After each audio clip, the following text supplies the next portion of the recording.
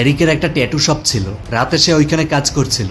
স্পিকারে গান চলছে আর স্পিকারের ভাইব্রেটে একটা পুতুল গিয়ে একটা কাচের বোতলকে নিচে ফেলে দেয়। এরিক বসা চেয়ার ছেড়ে উঠলে তখন আবার চেয়ারের ধাক্কায় পাশেই একটা পেট্রোলের বোতল নিচে পড়ে যায়। এটা দিয়ে আস্তে আস্তে পেট্রোল নিচে পড়ছিল। এরিক এসে ভাঙা কাচের টুকরোগুলো তুলছিল। তখন আবার দেখা যায় মাথার উপরেই একটা ফ্যান লো পাওয়ারে ঘুরছে, সাথে একটা চেইনের শিকল পেঁচানো ছিল। ফ্যানের পাখার সাথে বেজে সেটা ছুটে নিচে পড়ে যায়। এরপর ওই চেইনের আংটা গিয়ে এরিকের নাকের সাথে থাকা একটা রিঙে গিয়ে আটকে যায়। তো ফ্যান ঘুরছে, সাথে শিকলটিও ফ্যানের সাথে প্যাচ খাচ্ছে। এরিক কোনোভাবেই নাকে রিঙের সাথে শিকলটি ছোটাতে পারছিল না। সে টেবিলের উপর উঠে পড়ে আর তখন আবার টেবিলে থাকা লাইটটি নিচে পড়ে যায়। মেঝেতে পেট্রোল থাকায় সাথে সাথে আগুন জ্বলে যায়। তখনই টেবিলের গ্লাসগুলোও ভেঙে যায় আর তখনই সে নিচে পড়ে যায়। তবে এরিক তখন কোনোভাবে নাক থেকে শিকলটি খুলতে সক্ষম হয়। পাশে থাকা পেট্রোলে শপের ভেতরে ছোটখাটো একটা ব্লাস্ট হয়। তো পরের দিন সকালে স্টেফনি গিয়ে তার ভাই চার্লিকে ডেকে তোলে।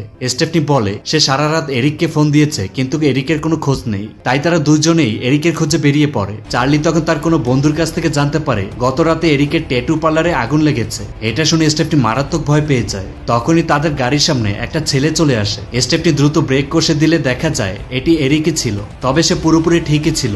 এরিক বেঁচে আছে দেখে স্টেফনি আর চার্লি তো বেশ খুশি। তবে এরিকের তেমন কোনো গুরুত্ব নেই এই ব্যাপারে। এরিক স্টেফনির কথাগুলো হেসে উড়িয়ে দেয় আর কথা বলতে বলতে সে রাস্তার মাঝে চলে আসে। আর তখনই পেছন থেকে একটা গাড়ি এরিকের গা ঘেঁষে দ্রুত বেরিয়ে যায়। এইবারও এরিকের তেমন কিছু হয় না। তবে স্টেফনিরা মারাত্মক চিন্তায় পড়ে যায় এরিককে নিয়ে। তবে এরিক স্টেফনির কথায় এইবারও কোনো গুরুত্ব দিচ্ছিল না। তো এরিক হেঁটে এগোচ্ছে, পেছনে স্টেফনি আর চার্লি।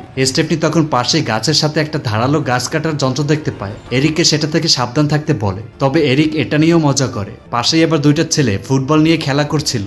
স্টেফনি তাদের থেকেও এরিককে দূরে থাকতে বলে। চার্লি জানতে চায় বাচ্চারা কেন বিপজ্জনক হবে। স্টেফনি জানায় সে জানে না, তবে অনুমান করে বলতে পারে গাছে থাকা ধারালো যন্ত্রটা যদি নিচে থাকা এক ব্যক্তি ফ্লোরের হাওয়া দিয়ে ময়লা পরিষ্কার করছিল সেটার উপরও পড়তে পারে আর এরপর উক্ত হাওয়া বাচ্চাদের ফুটবলকে টেনে এরিককে আঘাত করতে পারে। তবে এটা শুধু স্টেফনি অনুমান থেকে বলছে।